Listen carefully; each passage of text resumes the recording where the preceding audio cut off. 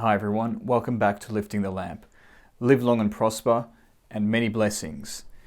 Tonight I'm going to be talking about aliens, extraterrestrials, and the connection between the phenomenon of ETs and the spiritual traditions of the world, with a focus on Robert Anton Wilson and his work in Cosmic Trigger and kind of building on that. I thought that this would be an appropriate video given that there's hearings in the United States at the moment where the government is telling everybody what they already have known since the late 1940s.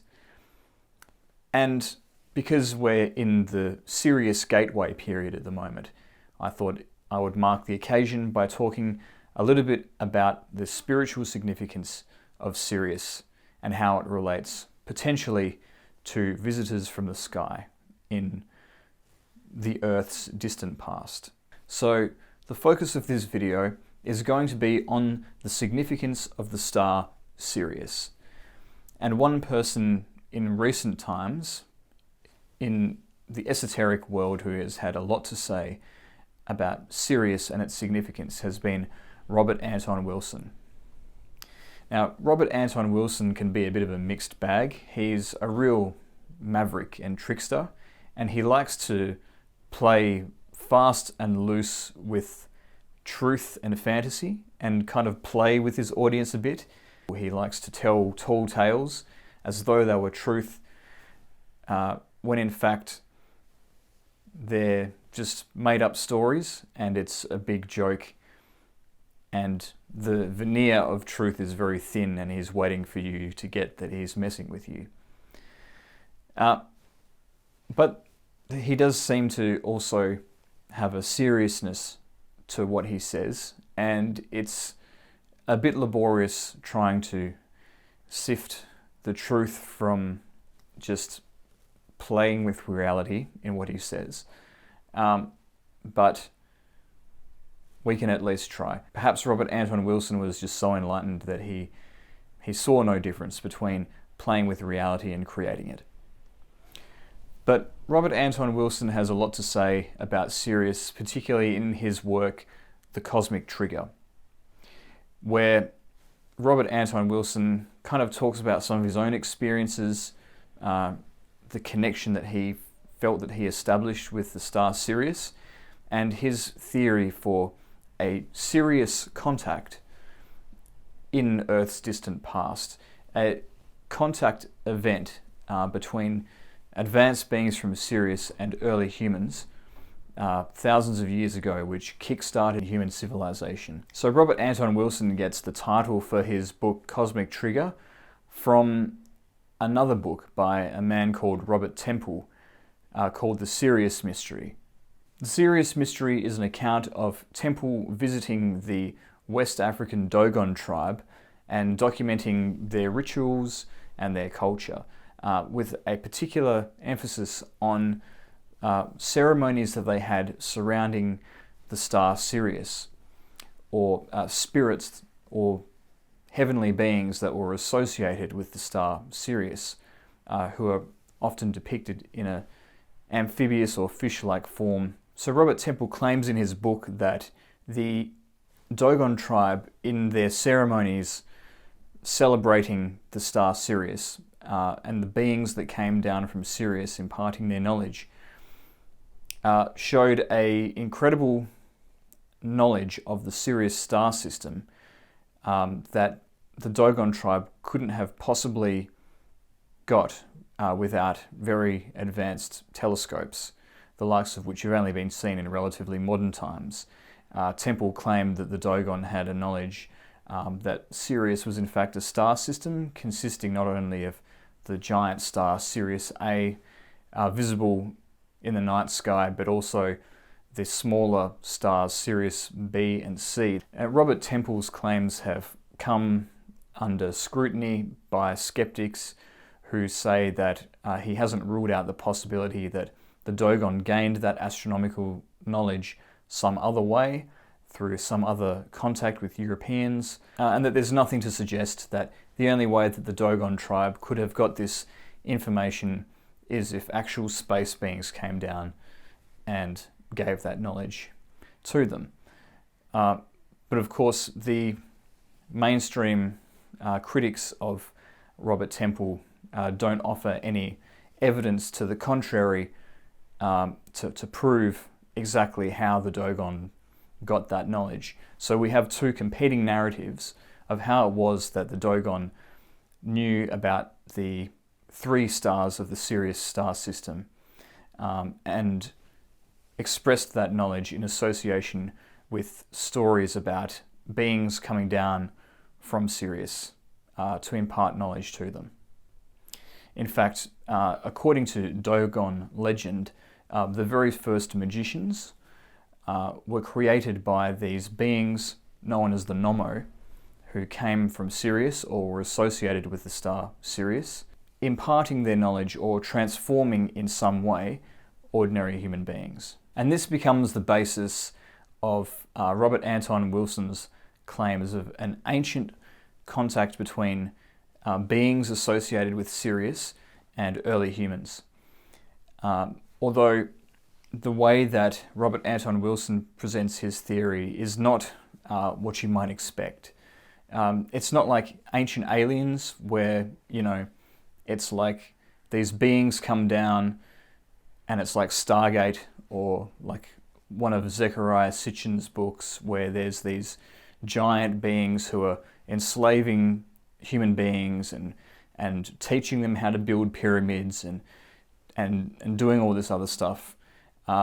It's a lot more kind of subtle than that in Robert Anton Wilson's theory. Basically, Robert Anton Wilson, he doesn't present a picture of, these sort of alien beings coming down in their silver spaceships to establish contact with people that way. But he presents a theory of a kind of a telepathic connection being formed between those beings and early human beings. No physical space travel is even really necessary to explain the connection being established according to Robert Anton Wilson's theory. It does, however, require a belief in telepathic communication. And Robert Anton Wilson will go on to claim in Cosmic Trigger that he himself had a telepathic communication experience with the beings from Sirius. This is a very out there idea, but there does seem to be this significance of Sirius in ancient cultures around the world that seems to keep popping up in very surprising ways. The Dogon tribe are not the only ones who ascribed a special place to Sirius in the cosmic hierarchy and made claims about beings associated with that star coming down and giving knowledge to the human race. The ancient Egyptians also held Sirius in high esteem, and in fact some of their calendar actually revolved around the movements of the stars. They observed the heliacal rising of Sirius every year. Heliacal meaning when a star becomes visible in the night sky again on the eastern horizon each year. That time of the year for the ancient Egyptians, which was in July, late July through to early August, the dog days of Sirius, was associated with the flooding of the Nile that was so important to fertility in ancient Egypt, to the crops being renewed, and just life in Egypt continuing on. The star Sirius to the Egyptians had strong associations with the gods Isis and Anubis. What's more, the star Sirius seems to have been important to ancient Egyptian initiation rites. The Great Pyramid of Giza, which is full of astronomical significance in the way that it's built, in terms of its relation to the constellation of Orion and for other reasons, also has built into it a way of aligning with Sirius at a certain time of the year. At a critical time of the year in ancient Egypt, one of the shafts connecting, I believe, the king's chamber from the outside of the the pyramid to the inside, aligns with where Sirius is in the night sky, so that the cosmic rays of Sirius can shine into the chamber for the duration of whatever initiation rite is being conducted at that time, bringing that cosmic energy down for the benefit of the initiate. In the Zoroastrian text, the Zend Avesta, Sirius is called Tistria. Tistria is considered the master and the overseer of the heavens in Zoroastrianism and governs all the other forces of the cosmos. So Robert Anton Wilson takes all of these connections between ancient cultures and Sirius and runs with them and comes up with his theory of an ancient Sirian contact. Another thing that's kind of interesting and surprising about Robert Anton Wilson's view of the Sirians or the extraterrestrials contacting the human race is that he seems to suggest that perhaps they're not space aliens, but merely some other kind of transcendental entity which merely takes on the form of a space alien, because that's something that is familiar to us at this particular cultural moment that we're living in. And Robert Anton Wilson draws some very interesting connections between folklore and the appearance of aliens. He points out that in some alien contact stories, there's beings with silver garments, and he draws connections between Isis, the Queen of Heaven, who was often associated with the colour silver, depicted as wearing silver herself, and the colour silver also is associated with the star Sirius. So there's that connection with archetypes that human beings already associate with heavenly beings. And then he tells another interesting story about children who encounter an ET who bakes them cookies and leaves them on the windowsill for them. It seems very strange for a being to travel thousands, perhaps millions of light years just to bake some cookies and leave them on a windowsill. But Robert Anton Wilson points out that this has very similar parallels to a folk story about household spirits or similar who would likewise leave cookies or leave food for people within a home as a gesture of goodwill. So whatever these beings are, they're referring to existing folklore, our existing unconscious archetypal knowledge base in order to appear to us in a certain way. And to weave everything together with Robert Anton Wilson's theory of the ancient Sirius contact, he goes on to claim, or point out really, that there are people in modern times who claim to have had telepathic communications with Sirian entities, and he counts himself among them. So Wilson's own experience was that he was engaging in magical activity quite a lot, and then went to bed one night after engaging in his magical practices and got a very strong message in his sleep that Sirius is important. And then there were other synchronicities that followed that, a lot of them associated with the number 23. And all of this kind of spurred Wilson on to do more research into Sirius, which led him to compile his Cosmic Trigger book. And Wilson says that there are parallels between different people who have had a Sirius contact in terms of the kinds of things that they experience.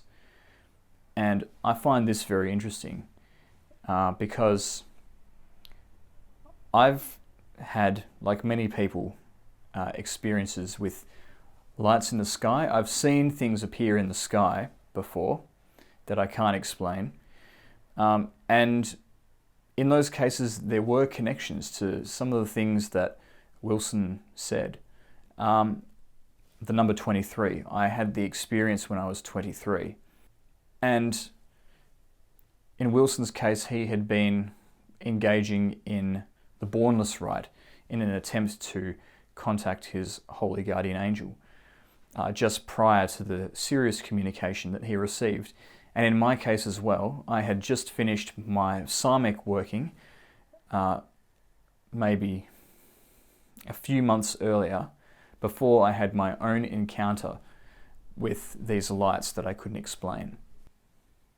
And one of the little breadcrumbs that was sort of thrown in my path, as is often the case on my spiritual journey, leading up to this encounter, where I saw these lights in the sky, was looking at Stephen Greer's Sirius documentary. So being able to draw a parallel with some of my own experiences made me take Wilson's theory a little bit more seriously than I would have otherwise. And one thing that Wilson points out as well is that a lot of these kinds of encounters or communications with these beings seem to occur with people that are in spiritual groups. And again, I can attest to the truth of this.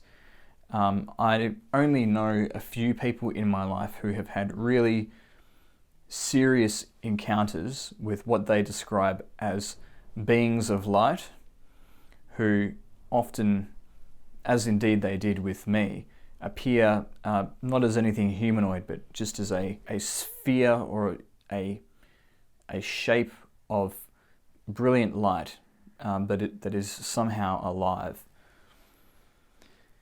And all the people that I know who have had these experiences have a very strong spiritual aspect to their life, and they're people that I have met along the way because of my involvement in various kinds of spirituality.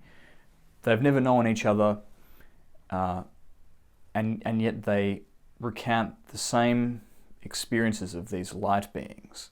And building more on Wilson's work, there seems to be a connection between the Sirius communication and many secret societies in the world today.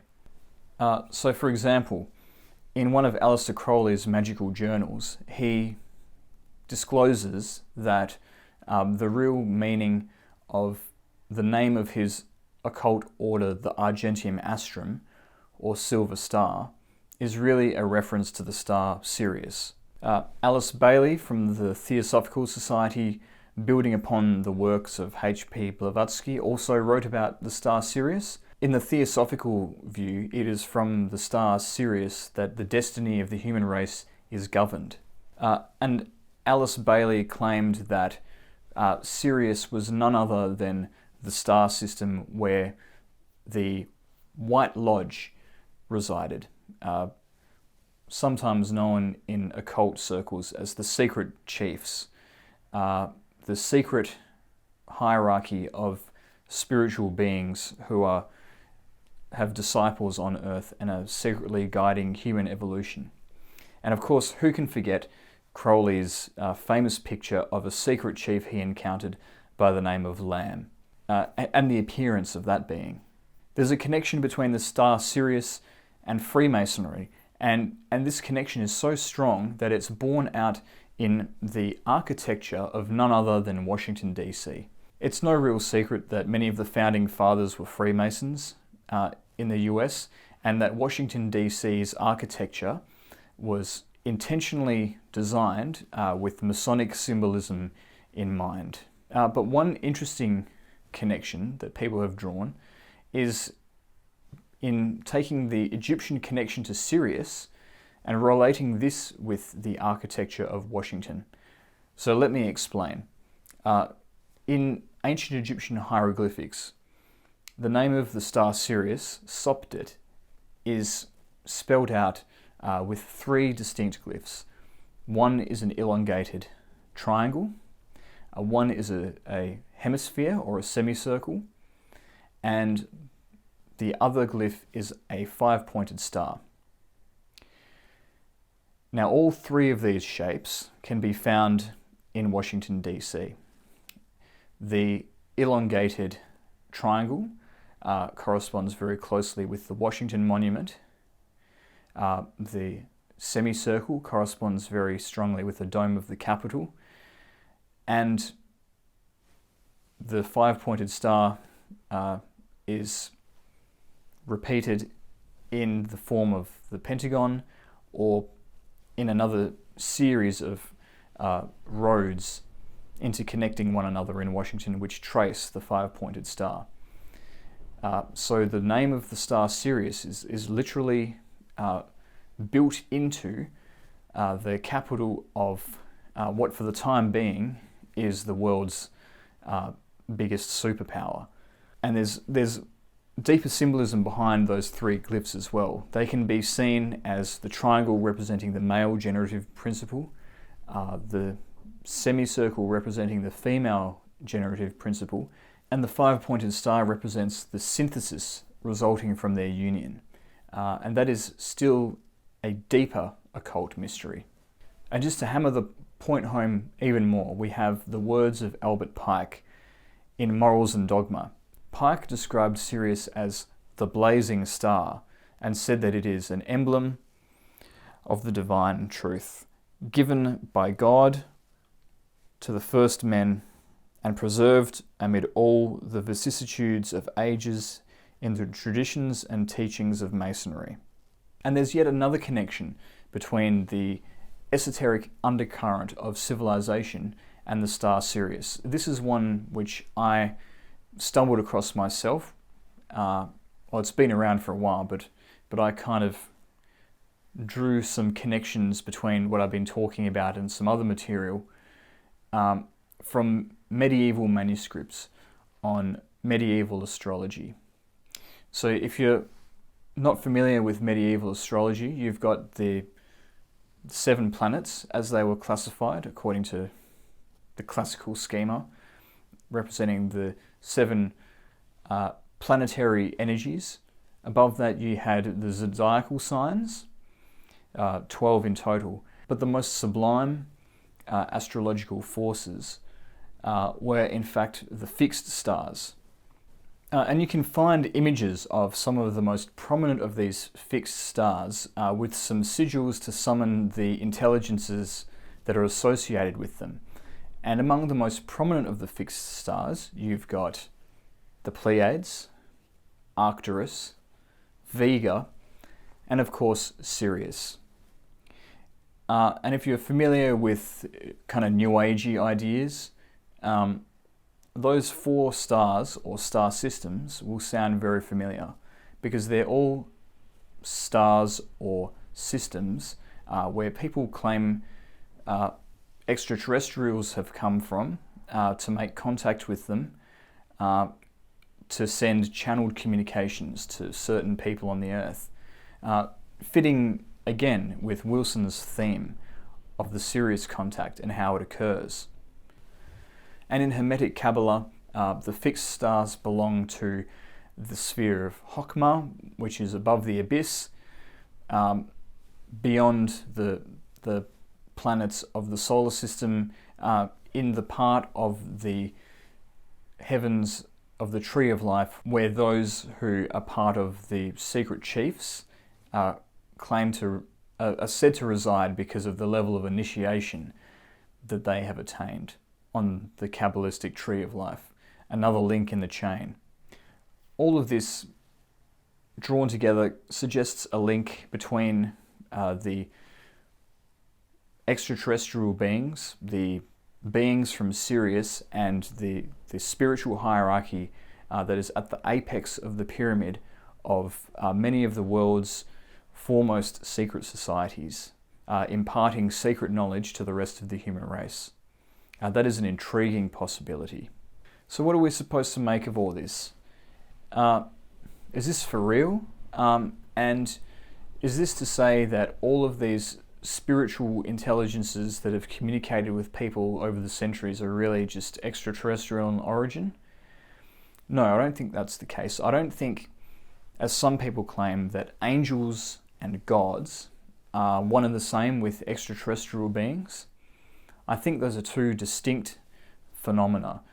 I do think that archetypically there can be similarities between some of these benevolent extraterrestrials that people allege exist and angelic beings.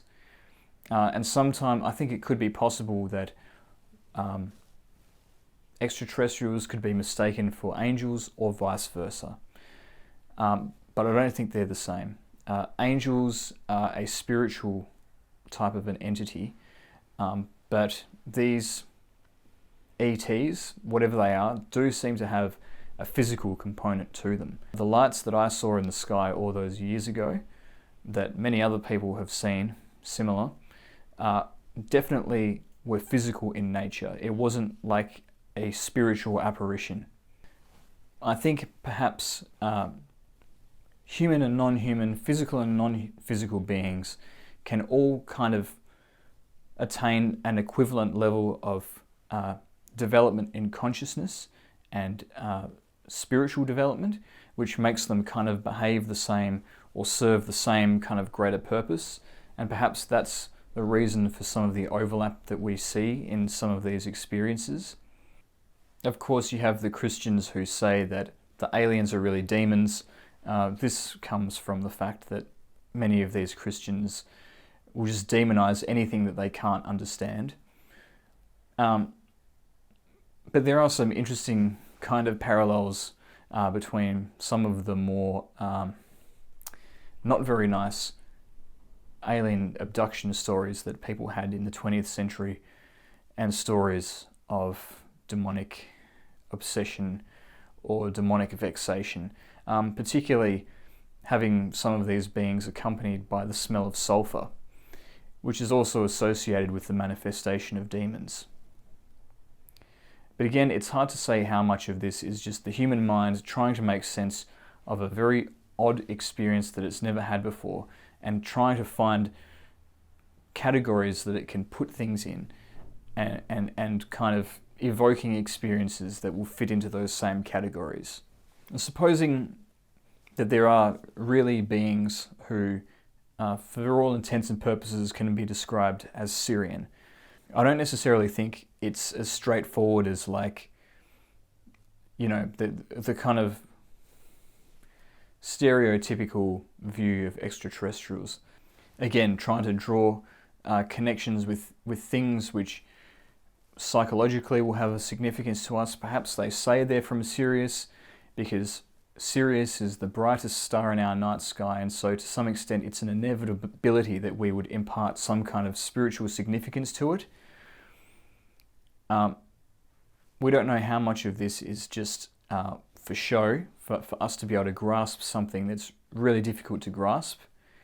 But I certainly don't think that they would be confined to a single star system. If beings were this advanced and they existed, then they would have made the whole universe their home. I think that they would have technology which far surpasses that. And in the words of Philip K. Dick, was it Philip K. Dick? I think it was. At a certain point, science becomes indistinguishable from magic. That may very well be the case here.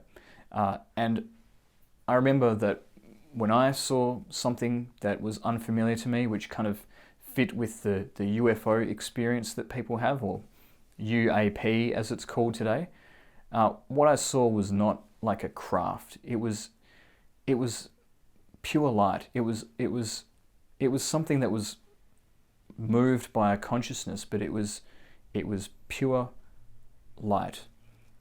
There was nothing mechanical about it. So that's the kind of level of advancement that we're talking about here, potentially. What are we supposed to make of all of this knowledge? If we prescribe to the idea that there have been these advanced beings that have been subtly communicating with us and directing our evolution for the past few thousand years, what are we supposed to do with that knowledge? There are some people who take the idea of advanced extraterrestrial beings and turn it into a cargo cult and make these beings into gods that we can or should worship. There's no shortage of UFO cults that have popped up in the past century along these lines. I think that would be, with all respect to those groups, the wrong way of looking at this phenomenon. The most important thing that we can do now as a human species is think about our own evolution. We can to think about how advanced we are as a species and how much more advanced we could be. We're not even a type 1 civilization on the Kardashev scale. The most imminent challenge facing us today is not to figure out exactly what these beings are, but to focus on our own corner of the universe, becoming an advanced civilization where we've fixed all of our problems on this world as a type 1 civilization, so we can then graduate to a type 2 and a type 3 civilization, and then eventually one day we will be the interstellar explorers. We will be the ETs exploring the universe and engaging in scientific marvels that seem miraculous to a species such as our own. So that's what we need to be focusing on. And if we are looking to some kind of extraterrestrial intelligence as our savior, we will miss our own opportunity to become that advanced intelligence in our own right. So that would be my big takeaway from all of this. Don't let it distract you too much. I think that there is a potential for all of this stuff about aliens to serve as a big distraction, and we can't let that happen. But it is fascinating to think about the possibilities and all of the threads that you can draw together, starting with Robert Anton Wilson as your base, thinking about potential communications between early humans and extraterrestrials and an ancient Sirius contact. So that was a very deep rabbit hole, but I hope that you found all of that interesting and some food for thought. If you did find that interesting, please like this video, leave your comments down below if you have any. Don't forget to subscribe to this video to support my work, and you can also find me on Odyssey. If you could follow me on Odyssey as well, that would be much appreciated. Thanks again for listening, and I'll see you next time.